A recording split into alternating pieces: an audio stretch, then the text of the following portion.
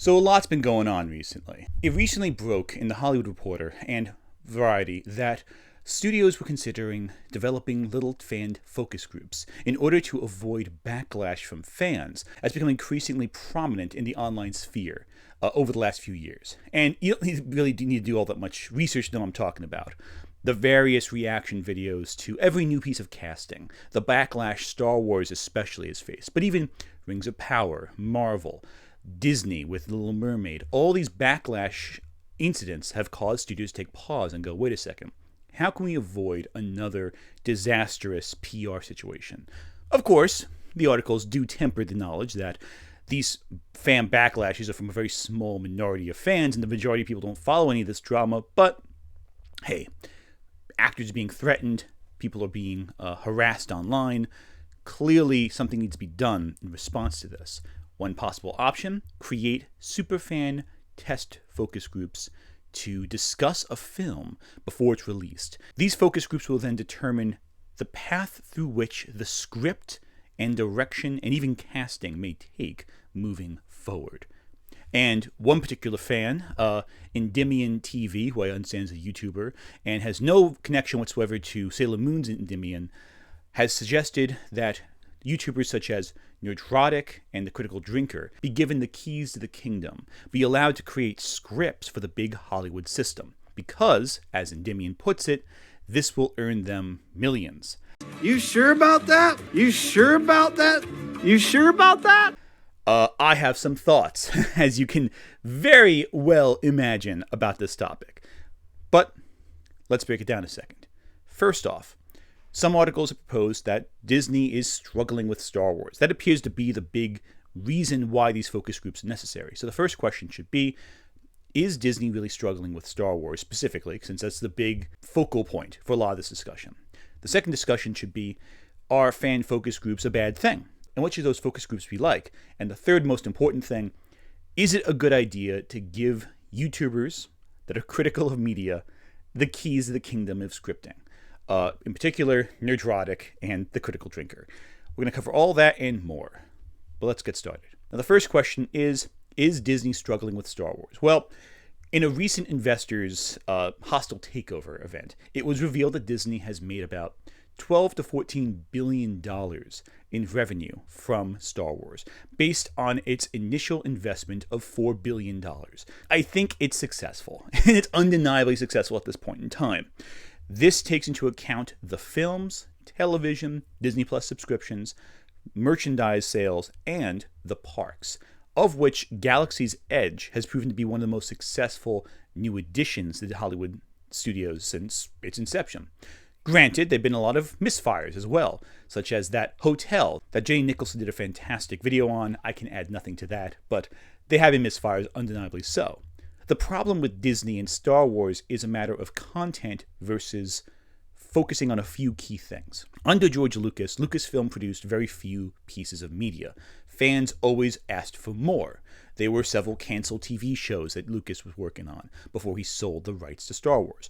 And mind you, Lucas is not returning to Star Wars. He sold it. He doesn't want it anymore because the fan backlash to the prequels was so intense, he didn't want to do it anymore. So right there, fans begging Lucas to come back, it's not going to happen. He is done. But with Disney, they answered fan demand. They gave fans what they wanted, or what they thought they wanted, more. The sequel trilogy, new additions to fill in the lore, television shows that, again, fans were begging for years. Follow-ups to the cartoons that were beloved, giving Dave Filoni keys to the kingdom. This is stuff that fans were wanting, but now fans aren't satisfied with how it turned out. They thought they wanted it, but not how they got it. And that's not to say that fan backlash to Star Wars is wrong. I, for one, have criticized many of their decisions, such as making the Book of Boba Fett the way they made it, expanding Obi-Wan Kenobi from a movie to a television show, because very clearly that structure, that show would work much better as a 2-hour movie than a, 4-hour, 6-hour TV show. And the fact that the effects kind of look cheap as it goes on.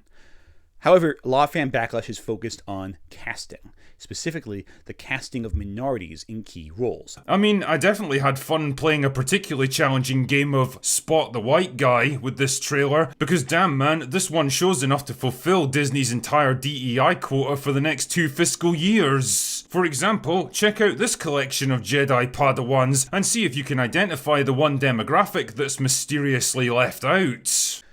The fact of the matter is, a lot of the fan backlash is not the things that are really inherent with the show. You don't see many people complaining, for example, with the Acolytes' issues with pacing, how its character development isn't particularly strong in the first half, and how by cutting the cast down to like a fourth of its original number, the show actually gets better because it has fewer characters to focus on. By not developing doomed characters, it indicated to the audience that the characterization in general wasn't that strong. Unfortunately, I don't think it was enough to really save the show. I understand a lot of people want to bring it back. I, for one, think a season 2 would actually prove it could improve. Case in point, Rings of Power has gotten better in its second season. But I also get why it was canceled. It just wasn't popular enough given the massive budget it had. And that's the thing too. Star Wars has ballooned in budget over the last several years. Spend less money, focus on the writing, and there you go. That's a key to success without having to overspend anything. In the worst case scenario, if you fail to recoup your budget, you didn't put much in it to begin with, so it's much less of a loss. I keep thinking back to the old school Star Trek shows. I think of Next Generation, Deep Space Nine, Voyager. These shows did not have big budgets, and thus were able to make 20-something episodes a season. And reused sets, reused costumes, took some tricks to save a few bucks, and that resulted in a show that may not have been visually spectacular, but was intellectually stimulating, with characters that are memorable even decades later. And Disney seems to have taken that message from it. Initially, back in their 2020 investors call, they had insinuated that they had 10, 15 shows they're working on. Only a few of those have materialized because of a lack of fan interest, and quite frankly, Disney was pumping out too much for Disney+. And they've taken the right message. They've hit the brakes on a lot of productions. They've slowed things down. And Marvel's a great example of this.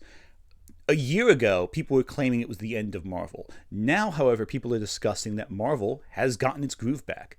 Did it ever lose its groove? I don't know about that. I think the problem is they kept making too much, and that diluted the brand too much. But we have people excited for Brave New World. We have people excited for the Thunderbolts.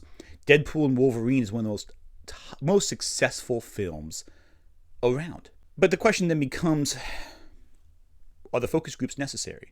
Disney is clearly learning a lesson from its failures. So are these fan focus groups even required anymore? Well, that depends on how they manifest. Now, it's important to note that focus groups and testing groups exist. They already do, and they're already influencing everything. And there are tons of focus groups that are existing. And quite frankly, focus groups for fans have already existed prior to this. They're just not widely marketed. I have a hard time believing that there was no focus group for Spider-Man when the Marvel and Sony deal was worked out, where Spider-Man can cross over into the MCU. I'm almost positive we got people going, hey, have Spider-Man do this, have Spider-Man do that, just to show to the Marvel studio heads and the Sony heads, this is what the fans want. The problem is, are the fans listened to? Focus groups notoriously are not exactly executive producer roles. They may or may not have much of an impact on what direction the story takes overall. And different focus groups are weighed differently by the individual producers who are given the data. So inherently, a super fan focus group being assembled is not the end of the world, but it can be for some films.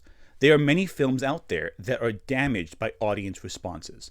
For example, a great example of a film that was hurt by executive meddling would be the original Blade Runner. Gaff had been there and let her live. 4 years, he figured. He was wrong. Test audiences were confused by the plot. They were confused by the various elements throughout the film, and they did not like how bleak the ending was. They wanted their heroic Harrison Ford to get the girl in the end. And so producers pushed for this narration to be added into the film. They pushed for this happier ending that we saw in the theatrical cut. That damaged Blade Runner and its performance moving forward. They don't advertise for killers in a newspaper. On the other hand, however, not having a focus group can be just as damaging. And case in point, the film Joker 2 came out without any test audiences watching it. Warner Brothers just trusted Todd Phillips completely. There was no oversight. James Gunn didn't sit in as the head of DC Studios. Warner Brothers said, you know what?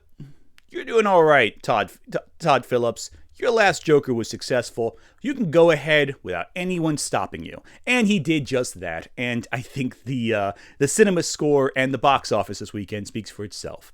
Considering now that The Marvels has topped Joker 2 in its opening weekend, I await Venom 3 topping Joker as well. Just licking it all the way down to the bottom. Anyway, the point remains this, that there is a need for focus groups.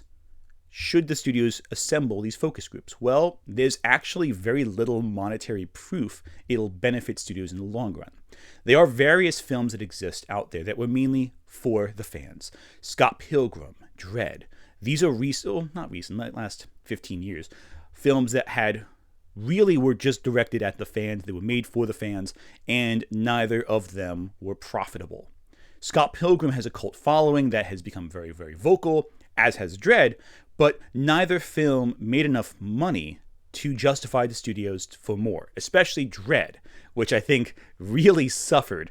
And unlike Scott Pilgrim, which captured an aesthetic at the time and had Edgar Wright's name attached to it, and a lot of star power from stars who become very popular later, including Brie Larson, Dredd did not really have that. It had Carl Urban, it had Lena Headey, and that's all the star power you got. And quite frankly, the film was not very successful, though has again garnered a massive cult following upon its later release. But of course, these are niche products. Dredd and Scott Pilgrim do not have the name recognition that something like Spider-Man or Batman have, obviously. However, a hot-button topic has become listening to the fans. I don't think it's inherently bad to have a focus group for these individuals. After all, they are part of the audience. However, it's also important to understand that this group needs to be considered, and it need to be considered in the context of their size. They are far more gay people watching movies than they are hardcore reactionaries watching movies, despite what you may think. And these hardcore reactionaries don't always show up to the movies that they're supposed to be watching. Case in point, there was the recent documentary, well, quote-unquote documentary, Am I a Racist? This had a massive marketing push and a $3 million budget. It currently is sitting at around $11 million at the box office. Not bad for $3 million put in. However, by comparison, a movie like Longlegs, which came out same year, had a $10 million budget, again, fairly small, and grossed over $100 million at the box office. Not even just the multiplied size of the audience. Let's not even, in relation to its budget, let's not even consider that. What made Longlegs successful, but Am I a Racist not successful, is that Am I a Racist appealed to a very niche audience, whereas Longlegs had a very broad appeal, despite not even advertising what it actually was, due to its incredible marketing campaign and it being a more accessible concept. Another case would be the Daily Wire's General Productions. Even though Gina Carano was fired from Star Wars, there was a lot of fan support for her among the reactionary circles. Everyone was salivating to support her, saying, oh, she's going to beat out Star Wars, she's going to make a career that overshines her past, and she was in films that were not very successful. Straight to streaming on the Daily Wire service, or had a limited theatrical release, and none of that particularly validated claims that she was a good actress. And furthermore, the fan support that materialized online never translated to ticket sales. It never translated to money spent. So, for studios that want to bend over backwards for this reactionary subset, you are not really getting any monetary benefit from it. A lot of the articles online that were discussing this topic even pointed this out. One case in point was The Rings of Power, which had a massive backlash upon release. There was a lot of backlash against the casting of people of color in the show. There was backlash at apparently it defying the laws of Tolkien, which, again, I am definitely agreeing with. It did defy a lot of Tolkien lore. However, My biggest issue with The Rings of Power Season 1 was that it was just kind of boring. It was kind of slow. It was not paced well. The characters didn't feel developed enough. And quite frankly, the dwarves were the best part. Despite the dwarves initially being one of the focus points of criticism, the dwarves I thought were by far the most interesting characters in the show. Come Season 2, a lot of my concerns are addressed. The characters are given more dynamics. There is more conflict. There are consequences for decisions made. The show just wrapped up, so I won't be more specific than that, but rest assured, Season 2 is a stronger part of the puzzle than Season 1 was. But you know what was missing? A lot of the racist backlash. A lot of people have tried to capitalize on Rings of Power coming back, but the backlash has not really been there, and even the trades have noticed it. And if the trades have noticed it, the studios have noticed it. And that's a key component to this discussion. But let's take a step back. Because at the end of the day, what made me want to do this entire video was Endymion TV's comment that studios should hire Nerdrotic and the Critical Drinker to write scripts for their new productions. Is there any merit to that? Is that a good idea for studios to do? Well, you know what? Yeah, let them write. Give him a script. Give him a chance to write something. You may be thinking, hang on, you're a leftist. You're someone who is opposed to these guys. Why would you ever want a Critical Drinker-led Star Wars film or Nerdrotic to helm a Marvel film? And I'll tell you why. Sometimes sunlight is the greatest disinfectant. If you want to give these guys a chance, give it to them. Let's see how well that turns out. Now, I don't know anything about Nerdrotic's writing style. I don't know if he's done anything like that. But I do know that Critical Drinker has produced novels. And these novels, I have actually read. Out of curiosity, of course. I took a look at them. I did not finish the Critical Drinker's novels. I will be honest with you. I had a hard time going through it because I felt like it was something I'd seen before. And again, that makes sense. The Critical Drinker's media diet consists primarily of cape shit. It consists primarily of mainstream science fiction. When the Critical Drinker was asked about Japanese cinema, he said, Japanese cinema has some great films. When he was asked to name a Japanese film, he named Old Boy. There's a reason people, like in the West, are starting to draw more and more towards, Korean or Japanese filmmaking. Yeah, what is the most recent Japanese film or at least entertainment that you enjoyed so far? What am I thinking of? See, a lot of them would be older ones, like Old Boy, for example. A 20-year-old Korean movie based on a Japanese manga. Okay, hey, that's fine. Maybe he made a mistake. Everyone's entitled to that. Crouching Tiger, Hidden Dragon, I really like that. But if you look at his channel, he doesn't seem to review a lot of independent productions. Independent productions being, of course, films made outside of the big studio system that are financed by smaller production companies or independent financiers. This would be, in the horror sphere, a very common occurrence. A lot of indie horror thrives because the audience shows up to support independent horror. A24 is another great case of this, where they were a distributor for independently funded films for several years. Movies like The Witch, for example, were independent films released through the A24 label. A24 has now begun producing their films as well, resulting in films such as Everything Everywhere All at Once and The Whale. But again, these still count as independent films because they're primarily funded outside of the big studio system. And as a result of that, it means that these films exist without bending the knee to studio demands. Moonlight was another great example of this, where it won Best Picture. Same with Everything Everywhere All at Once. Now, these directors have then been picked up from the independent circuit into the studio system, and some have been successful, some have not. That's okay. Why am I getting at all this? Well, if the Critical Drinker and Nerdrotic were to write a script, there'd be a few caveats. For one, they'd have to function within the studio system that they've spent their entire careers criticizing. So right there, you gotta bend the knee to them. But it's money, so what are you gonna do? It's not a bad check. There's no shame in accepting a studio job if it pays very well and can elevate your profile. The problem is when you elevate your profile that much, the critical sphere hones in on you.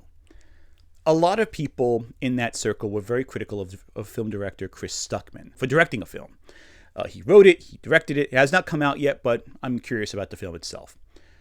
He worked in the independent circuit outside the studio system because he didn't want to be restricted by studio execs. His biggest support was actually Mike Flanagan, the horror director who's done some incredible work. Again, starting in indie and moving into the big studio system. His support definitely helped Chris Stuckman produce a good movie. Again, haven't seen it yet, so I can't speak to it actually being good, but he made the movie successfully. A filmmaker like Markiplier has been working on Iron Lung for many years, or at least a year. It feels like many years. Internet time is weird. But Iron Lung is his independently produced material with a distributor of an unknown nature. He has not revealed the distributor, I don't believe, so I can't speak to that. There is room for YouTubers to jump from the YouTube platform into filmmaking. If the Critical Drinker wants to be the next Chris Stuckman or Markiplier, that's his choice. However, I also understand Critical Drinker does have a movie he's coming out with. An independent movie, no less. I have not heard anything about it. It doesn't look particularly distinct, but hey, you start off somewhere. You know, if we didn't have Dark Star, we wouldn't have Halloween in The Thing. So I'm reserving judgment on his films until they come out. But it looks kind of like a slightly duller version of The Gray Man. Which itself leads to my second point, why I would love to see this. If the Critical Drinker and Nerdrotic want to write and produce their own films through the studio system, well, they're going to get a lot of eyes on it, and that means a lot of people might be critical of it. Consider the Russo brothers. The Russo brothers elevated their profile massively after working in Community by working on several Marvel films. They then had carte blanche to do whatever they wanted and made several films outside of the Marvel system for Netflix or whatever. These films have not captured the public imagination the same way their Marvel films have. Case in point, The Gray Man, which I can only describe as the most generic-looking movie I've ever seen in my life, based on a novel I hear is well-liked, that exists on Netflix, that apparently a ton of people saw, but has no lasting cultural impact. And because a lot of people saw it, I think a lot of people who knew who the Russo brothers are kind of lost faith in their ability to direct for a long time. Yes, their reconnection with Marvel was met with excitement, but they aren't exactly capturing the public imagination they did quite after Endgame. Sometimes high exposure can result in people really losing interest in something. So if Nerdrotic and The Critical Drinker want to write a film, go for it. I have no argument against that. Go all for it. Much like how Gina Carano became a star in her Daily Wire films, and people stopped caring about Gina Carano shortly thereafter. If they want to direct their film, go for it. Just don't be surprised when no one takes you seriously after that. If they direct Star Wars, it will probably make millions because Star Wars, the brand, is stronger than any of these individual people are. And we also see stuff like Star Wars Theory, who's produced these, I guess they're AI driven now. I don't know.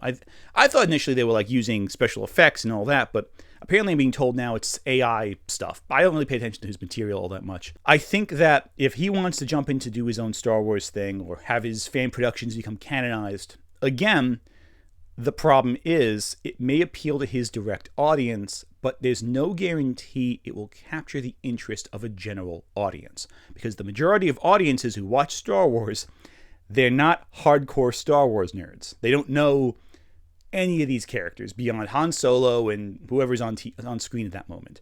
They know Darth Vader, they know that, but that's about it. They won't know who Admiral Thrawn is. They won't know who Star Killer is from the old, games, unless they played the games growing up, which, hey, that's cool if they did. The problem is these are not people who are going to watch your hardcore Star Wars fan movie because they're going to get confused. That confusion was one of the big criticisms, in fact, of shows like Ahsoka, which were big fan letters to the fans. Audiences tuned out not because it was woke or anything like that.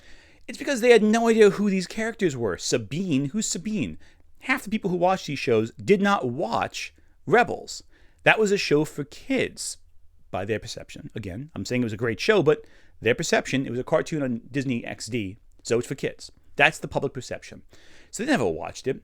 And they're like, who's this character? Why are they here? And it was a big risk. I think Ahsoka paid off in the long run, but The fact of the matter is, if you further isolate your audience by appealing to hardcore fans, as people like Star Wars Theory would probably do, you're going to lose a lot of the general audiences, and that's going to become a disaster for your future in this industry.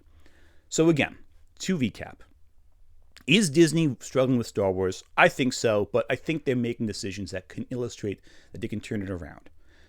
2, are fan focus groups a bad thing? Not necessarily, but they have to be tempered with the right approximation of necessity. If the studios overly focus on the fan groups, they may create something that alienates general audiences and thus won't make them as much money as they want, regardless of the quality of the film itself. But by that same metric, some fan groups shouldn't be demonized all that much, because sometimes you can avoid a filmmaker going too far off the rails on a product that's not an independent production, but rather an indie, a studio-safe project. And 3, should these grifters be allowed to make films? I say go for it. I want to see what they come up with, and I want to see what the general reaction to it is, because I do not think it will go the way they think it will. What am I thinking of? See, a lot of them would be older ones, like Old Boy, for example. I really enjoyed that one. I know it's not Japanese, but yeah, probably stuff like that.